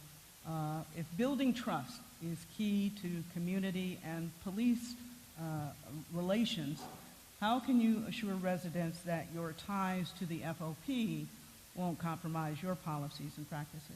Well, let me just say this. I actually was invited to come in and to help negotiate with the FOP as well as with the city, and invited by the city's chief negotiator, who had negotiated all my collective bargaining agreements with the teachers union and the police when I was city budget director. And I said I would do it on two conditions. Number one, the FOP had to accept all the accountability provisions that the advocates had demanded, particularly the accountability provisions in the sergeant's contract. And number two, you could not pay me. I never got paid for the FOP. They donated the money to a children's charity. And I never took any FOP money, nor the sergeant's money. Now, I'm going to welcome the support of all the other labor unions that have been announcing endorsements every single day for the last 3 or 4 days, and a number of others who are going to endorse me next week. But at the end of the day, I said I was here to resolve the issue of negotiating a long-term collective bargaining agreement, because there were 2,500 police officers eligible and preparing for retirement who would have left had they waited a fifth year for their pay raise and their back pay. So quite frankly, I kind of think I did the mayor a favor on that one. At the end of the day, you don't go to the places that I have gone to if you're bought and sold. You don't go to Haiti 40 times and continue to be involved in Haiti since the earthquake in 2010, if you are bought and sold by anyone. You know, I joke that I'll probably be term limited by age, but at the end of the day, I have always done what is right, and I've always responded to every need, every person in need, any institution in crisis who has invited me to come and help them. I have stepped up to the plate, regardless of the personal sacrifices. So I have not reached this stage in my public service career where I'm going to be beholden or responsive to any special interest. Thank you very much. Those two questions were actually some of the questions we got from the audience as well. And great minds think alike. One of the original closing questions Cheryl and I talked about, but we later changed, is a question you guys have asked, so we get to ask it anyway. The city of Chicago has been called a lot of nasty things. People talk about the reputation of Chicago and that it's tarnished. If you are mayor of the city of Chicago and you are in the elevator with somebody, you have 2 minutes to sell the city of Chicago as a place for them to live and work, what do you say? Brandon Johnson, we're going to start with you. Well, look, I mean, we're here today because we love the city of Chicago and we love the people of the city of Chicago. I want you to know, if I look tired to you all, it's because I am a little sleepy, but I'm having the time of my life. I've had the unique opportunity to travel all over the city of Chicago. Our thriving economic corridors with our small businesses who want more investment, micro grants to expand their businesses, other individuals who want to imbibe the entrepreneur spirit that our ancestors lived off of. They want those type of investments. I've seen it work. When I drive around the city of Chicago and you see what neighborhood schools and neighborhood high schools can look like everywhere in the city, right? We have some of the best high schools in the entire country, right? And they're not all selective enrollment, right? We have some of the greatest sports facilities. I'm asking the McCaskies to hold on a couple of months. I have an idea. I actually have a plan, right? But we also have access to transportation, right? I mean, between our major airports and the fact that we have runways and economic corridors throughout the entire city, whether it's Chicago Avenue or Cottage Grove or Stony Island, Jefferson Park to Morgan Park, the people, the restaurants, the hope and the promises, the housing. You know, the fact that we do have some vacancy downtown, but this is an opportunity to bring in logistics and biotech and life sciences, the type of economic drivers that can revolutionize our economy. Look, the best thing about the city of Chicago is that we actually have an opportunity to actually have World Series in the city of Chicago again, right? Our arts and our culture, the makeup of our people, there are so many things to be proud of, but you need political leadership who's willing to invest and expand. Whether you're a small business, a big corporation, or a child care worker, there's room for you in the city of Chicago, and we welcome everyone. Nice elevator pitch, Mr. Dallas. Yeah, you know, look, as we sat down together tonight, we kind of leaned over and we said, we got to get our teams together just in case. Because we're the last candidate standing, and at the end of the day, we're both running because we love this city. We love the city. That's why we're running. We recognize its great diversity, its great history, its great institutions. I mean, we are poised for climate change. We're like the Saudi Arabia of fresh water. I mean, think about that.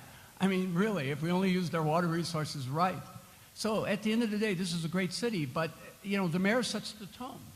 The mayor sets the tone. If you're going to be inclusive, if you're going to be welcoming, if you're going to tone down the rhetoric, if you're going to avoid,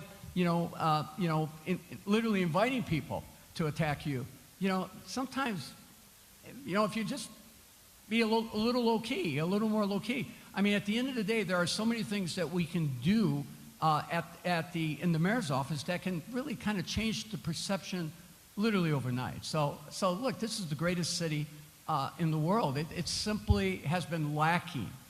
It has been lacking when it comes to quality leadership, quality decision making on the fifth floor. And it didn't begin with Lori Lightfoot, who I supported. You know, but certainly, obviously, things have struggled. Things have gotten worse. But it begins with the image and the tone that is set in the mayor's office. And I look forward, to working with Brandon, whether it's as mayor, having to negotiate with the Chicago Teachers Union, or it's whether helping him on the things that I've thought through and the kind of transition thinking that I've had. Not that I'm getting way ahead of the game, but, what do we have, a 5-week period after this election to gear up? And we've got so many problems facing us because we are in this together at the end of the day. We love this city. We want to make this city work because we just don't want to make the city that works in the traditional sense, but the city that works in the new sense. And that's the city that works for everyone. Thank you so much. A question from the audience. The judgment fund for payments of settlements and judgments resulting from police misconduct cases has nearly reached $1 billion over the last 15 years, and at least $50 million a year lately. Those numbers will be fact-checked. But what would you do to address this? Mr. Balance, why don't we begin? Well, I think there's been about $1 billion paid out, and what people don't realize is there's been about $350 million paid out that are unrelated to police. So what that means is that means that the city is not doing the type of risk management that is needed to be done. 4 years ago, all the candidates talked about creating a risk management unit. So when there is something, when there's a lawsuit that you lose, when there's a lawsuit that's brought against you, you assess and you evaluate and you make adjustments. And that's really never happened. So what happens is you keep on doing the same old, and you're not responding to it. You're not learning from it. So what we have to do is every lawsuit should be a learning experience. When you pay off when you have to do a payout for a tragic incident, or for that matter, a tragic accident, because we're paying tons of money out on a yearly basis for accidents that have occurred, you've got to kind of assess and evaluate the risks involved, and you have to make adjustments. So the law department has got to be empowered to do that. And let me tell you, if you fully implement the consent decree and you create the type of internal management structure, we have police officers being supervised by sergeants, not 1 in 30 or 1 in 50 or 1 in 100, but 1 in 10. And those sergeants are selected and they're trained. And you have training officers that are monitoring and working with young police officers because the police department's getting increasingly younger. And if you have the right supervision and control, then you're not going to have these repeated offenses. You're not going to have the same mistakes being made again and again. And I think it's incumbent. You're never going to eliminate them altogether, but at the end of the day, there's no reason why we should be paying this much out. We've got to implement and fully implement the consent decree, and those settlements will go down. Mr. Johnson, your response about settlements. Yeah, this is a real,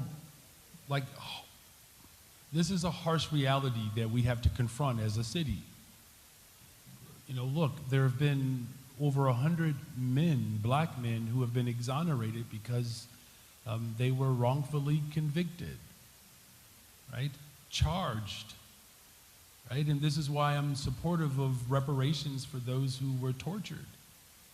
These are overwhelmingly made black men. There is a real strain in the city of Chicago. We have to confront it. And you have to tell the truth about history as well. As a social studies teacher is why I believe in teaching history, all of it. Because if we don't know how it happened, we're doomed to repeat it. And, the consent decree, I mentioned this earlier. One of the baselines is research so that we can actually come together and develop policy to actually help transform this structure. But we also have to make sure that we're not putting police officers in positions that they should not be in. They're responding to mental health crises. The Los Angeles Times just released a story. The Los Angeles Police Department actually agrees with me. You read the article, it says that you can't keep asking police officers to do their job and someone else's. They believe in passing treatment, not trauma. Now, I can't be the mayor for every single city, but as the mayor of the city of Chicago, I'm going to make sure that we are passing policy and laws that remove the harsh interactions between law enforcement and everyday people. You know, the last thing is this, that we have to make sure that we're actually enforcing the laws that are on the books, right? Like our red flag laws. You know, this is why I believe in community control, where we can make decisions about whether or not police officers should be in school buildings. These are all dynamics that I'm committed to doing as mayor of the city of Chicago. Okay, this question from the audience, I'm going to take the liberty of expanding it a little bit. Because while you two were the top 2 vote getters February 28th, neither of you won any of the black wards. The question from the audience is, what are you going to do to reach Latinx voters? I would add, and African American voters as well. Mr. Vallis, you want to start with that? Well, by advocating for issues and offering solutions to the crises that all the communities are facing. Obviously, public safety is an issue everywhere. And we're not just talking about ensuring that you have beat integrity, that you have officers who are known and are known, who know the community and are known by the community, and whether they're responding to the 911 calls on their local police beat, or whether they're walking the CTA platform or they're at the CTA stations. We not only need a presence in the community of police officers that the community is familiar with, properly supervised, but we also need to make sure that the police are enforcing the law constitutionally. I mean, that's a big issue. That's an issue that has to be addressed. Public safety is a human right, and every community is concerned about the issue of public safety, safe streets, safe communities. Second is quality schools. We've all got to work to strengthen our local public schools. No one should ever be confined or limited to a failing or unperforming school. No one should ever have their options limited. And the way to improve those options is, in effect, by bringing magnet-type programs to neighborhood schools, so that neighborhood school is offering the type of programs that so many parents seek other educational services to provide. And then the third issue is real equity. When you're spending $28 billion a year and you're raising taxes every year, and you're not really providing sustainable investment in long underserved and disinvested communities, I mean, clearly this is an issue of concern throughout the city. It's not a redistribution of a wealth issue as much as it is an expansion and a reactivation of existing wealth that occurs in the communities. How many times do we begin developing communities, but because of gentrification, we're driving people who were in the communities, those very same communities, and should be the beneficiaries of that investment, out of the community. So it's the common issues that are going to unite us. Thank you, Mr. Vallis. Mr. Johnson. Well, I'm grateful to have a movement that has surrounded me in this moment. It's multicultural, it's multi-generational. As an organizer, I'm going to go to every single community and make the case. Look, this is not about options, this is about guarantees. Too long in the city of Chicago, we have left it to chance. That's when you're sitting on the L platform, it shouldn't be a chance that the train is coming, it should be a guarantee. There shouldn't be a chance to a fully funded neighborhood school, it should be a guarantee. What if we left it to chance to have access to health care? Anybody got asthma in here? I have asthma. What if we left it to chance that you could breathe? That's not a society that we can be proud of. And so, yes, I'm going into every single community. That's why I'm making sure that we're not going to raise property taxes. The Latinx community has been hit hard. Communities are being gentrified in the southwest side of the city of Chicago because of property taxes. When we talk about, black neighborhoods in particular, where we are spending more to incarcerate black people than we are to educate them. I'm always going to keep it 100. That's how we're going to win the vote in the city of Chicago, because you're going to have someone who tells the truth. And the truth of the matter is that we've had politics that have failed us for too long, an entire generation. I don't think it's a coincidence that Election Day is April 4th, the day that we will commemorate the life and the legacy of Reverend Martin Luther King Jr., who died fighting for the very working people who support me. In fact, it was Dr. King that said, if we figured it out in Chicago, we can do it anywhere else in the world. He said that if the labor rights movement and the civil rights movement were to ever collide, what enormous potential it would have. I'm glad Reverend Jesse Jackson is voting for me. I'm glad to have the support of his son, Jonathan Jackson, but I'm also glad to have the support of Jan Schakowsky. Even Elizabeth Warren in Boston, Massachusetts is saying, yo, you need a better, stronger, safer Chicago, and Brandon's the dude. And so that's how we're going to win the vote in the city of Chicago, because I'm the dude. Thank you, Mr. Johnson. A question from the audience. Do you have plans to modernize our building and zoning codes to address climate change, such as promoting and allowing indoor farming, for instance? Mr. Vallis, why don't we begin with you? Yeah, look, I think, first of all, the next time we enact a climate change plan, let's not change it 2 years later. I mean, how many climate change plans have we had? 4? I mean, every mayor comes out with a new climate change plans, and some come out with 2. You know, so at the end of the day, we have to have a plan. We have to have a plan, and that plan needs to be implemented. But what we have to be prepared to do is, when we are asking businesses to convert, when we are asking new businesses to make adjustments, we are asking homeowners to, or apartment owners to convert from gas to, you know, and to move away from fossil fuels. We've got to find a way to incentivize them, because we are constantly imposing incentives on everyone. I mean, look at the burden that we're putting on homeowners to pay for the replacement of their lead pipes. I mean, we should be prepared to do that, and there's a lot of ways to do it. There's ways to do it by taking advantage of future TIF revenues and bonding off those future TIF revenues now that will be freed up when the TIFs expire, so we can have monies that we can invest in infrastructure improvements, money that we can invest in financing the type of climate change infrastructure changes that are critically important.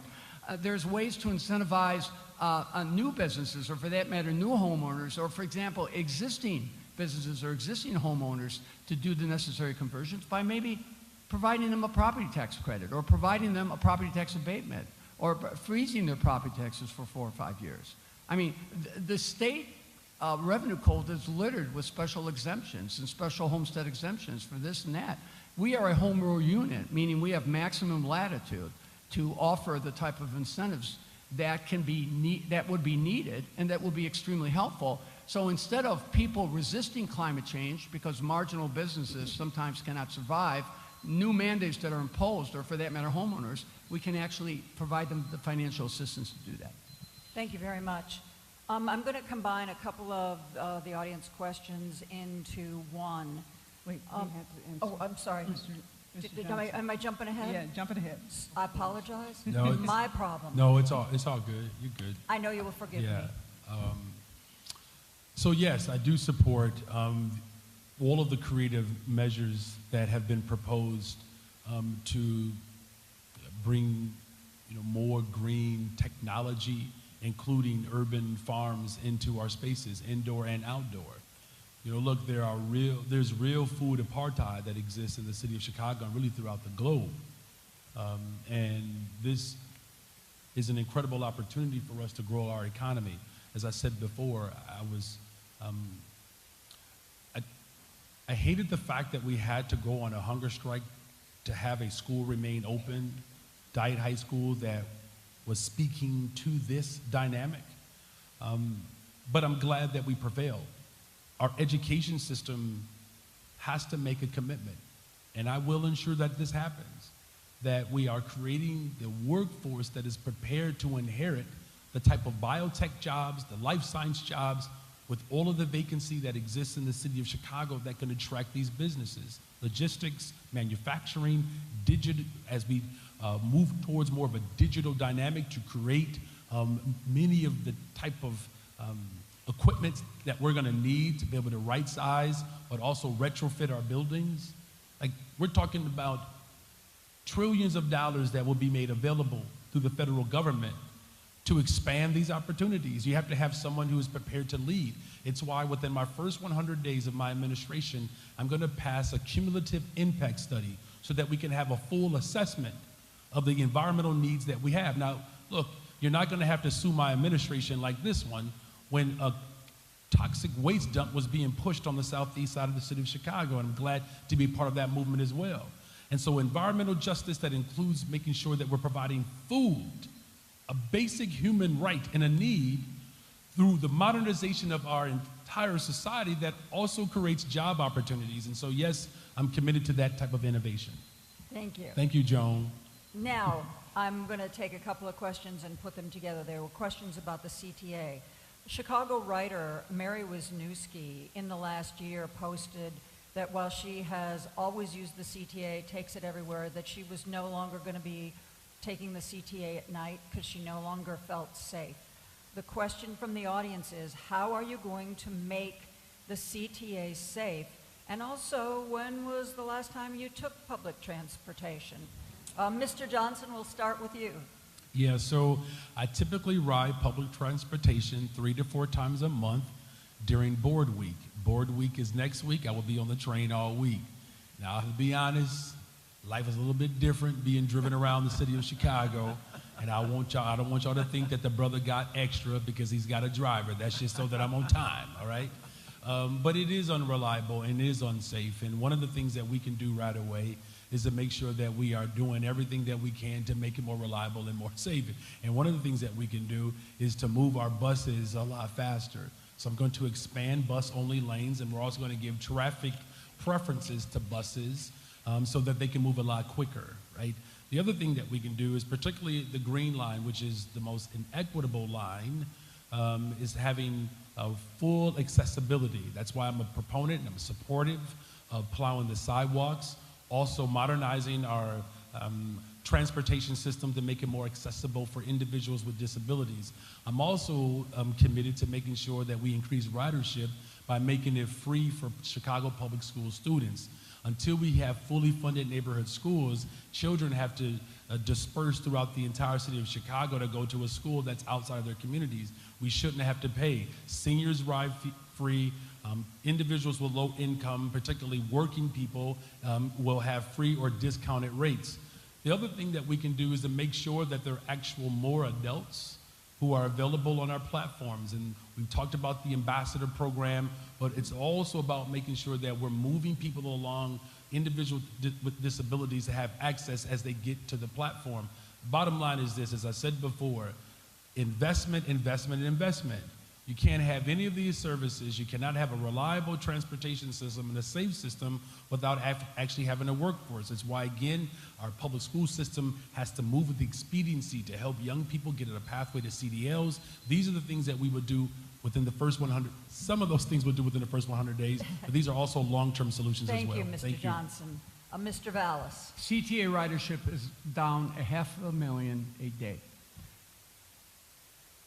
Only 18% of the operating budget comes from the fare box. WBZ reported that half the riders feel that the CTA is unsafe. I've met with all the transit unions, and they have told me their number one priority is public safety. Trains are late because they don't have enough employees. Why? Employees are leaving, and they can't recruit employees because they are afraid.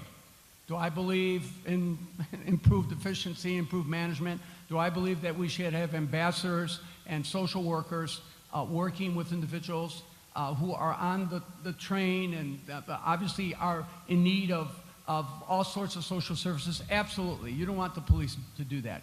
But make no bones about it. When you go to New York City, you can't go anywhere in the transit system without seeing 2 police officers, whether it's on the platform, whether it's riding the trains. Public safety is number one, because when the COVID money runs out, the district is going to go bankrupt. The biggest, most immediate emergency that we're going to be facing, as part of the public safety matrix, is the financial viability of the CTA, because the CTA cannot survive when 18% of its revenue is coming from the fare box. That's a disaster. So what would I do? First of all, I would get rid of all the private security. They don't arrest, they're walking around, they run away. You've seen it over and over again. Because for $100 million, you can hire 300 police officers specifically selected to provide transit security on top of the alleged 200 officers that you have there. Public safety is job one on the CTA. My pledge is to make the CTA as safe as going to the airport. Thank you so much for that. And thank you to our audience for the questions that you've presented for our candidates. So a closing question for you gentlemen. This month is Women's History Month, a time when we officially recognize and celebrate the contributions that women have made over the course of history in the United States. So, as we bring this forum to a close, I want you to take a few minutes to tell us about a woman in your life who has inspired you and helped influence you in your quest to lead the country's third largest city. Mr. Johnson, since you were smiling so broadly, I'm going to go with you first. Because, you know, for a married man, it always comes down between your wife and your mother. So I'm just trying to think here, look at the audience. What do I do here? This is like the future of my marriage or my political candidacy. I love you, honey. I'm going to go with my mother. You know? So, look, my mother is, she's an ancestor now. She had a rare heart disease. And when my father, who is a member of the AFSCME union, lost his job, we lost our health insurance. It's why I fought hard to expand health care. It's why I believe in a single-payer system. It's why on the county board, you know, we moved on this equity plan to eliminate up to $1 billion of medical debt, because it wasn't just the loss of our mother that disrupted our family. It was the medical bills that almost crushed us. And, you know, the last time, I'll just make it brief here. The last time I saw my mother alive, she was preparing for church, and I was preparing to leave back to college.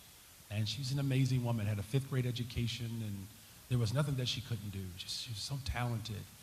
She would argue cases in front of judges, helping individuals receive Social Security income. She was she did it all. And she looked me in the face, and I'm a middle child, so, you know, we're extra emotional. We can cry and laugh in the same sentence. And she looked me in the face. It's like we knew this was the last time we would see each other alive. And she says, "Brandon, I need you to take care of yourself, because you're going to help a lot of people one day." Now, I don't know if she thought I would be running for mayor, because if she did, I wish she would have given her son a heads up. But what it taught me was that providing the type of care to make sure that we are healthy and whole, if we can do that, we can spread that type of love throughout the city of Chicago and around the country. So I love you, Mom. Mr. Vallis. I'm going to talk about my mom and my wife really quickly. But, you know, yeah, I have to cover both bases. You know, I grew up as a stutter and stammerer. I started stuttering in 1st grade, and I stuttered literally into my 40s. In fact, to this day, I will not watch myself giving a speech or respond to questions, because I'm absolutely, I know when I'm stuttering or I need transition words and things like that. And when I was really young, people told my mother that, you know, all sorts of things about me. I never go anywhere. My mom, I struggled as a student. I used to be really frustrated and have temper tantrums. I still do, but they're usually behind closed doors. But my mother never gave up. She absolutely convinced me that my only problem was I didn't work hard enough. And she actually fooled me into believing that for the longest time. And, you know, she's 93 years old, and about 4 months ago, and when my dad, and thank God my parents have had a long life, when my dad got sick and he went to a home hospice, she would not put him into a hospice. She took care of him. Of course, we helped, but she took care of him for 72 years.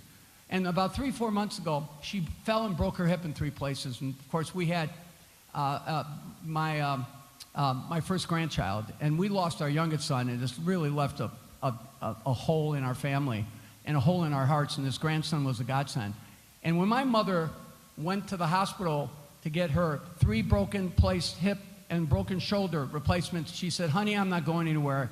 I have a new great-grandson I want to spend time to," and she's up and about and walking and occasionally using the walker, and it's amazing. You know, but also a shout out to my wife, because I put my wife through a hell of a lot. You know, going to New Orleans, going to Haiti, you know, living apart, doing my thing. And I've lost probably, I would say about 10, oh, sorry about that. Oh, so you give your wife short Sharon, I apologize. I ran out of time. But I appreciate it. I appreciate the indulgence. I want to thank each of you. I want to thank each of the candidates for being with us here today. I want to thank you, our audience, both the audience here in person at the Chicago Temple and those of you at home who are joining us. Remember, the election is less than a month away. It is April 4th. For the Women Take Action Alliance, we both thank you. Have a great weekend. All right. Good to see you, my friend. All right. How about that? For our moderators, our candidates, thank you. So, to echo what Joan just said, we are a little less than a month out from the election. You have a decision to make. You have a little bit of time. I urge you, as you're trying to make that decision, to make sure you're watching CAN TV, channels 19, 21, 27, 36, and 42, cantv.org, and the new CAN TV streaming app for unfiltered coverage of our elections. Again, we thank you, and we thank the Chicago Women Take Action Alliance for their great partnership. Have a great rest of the day.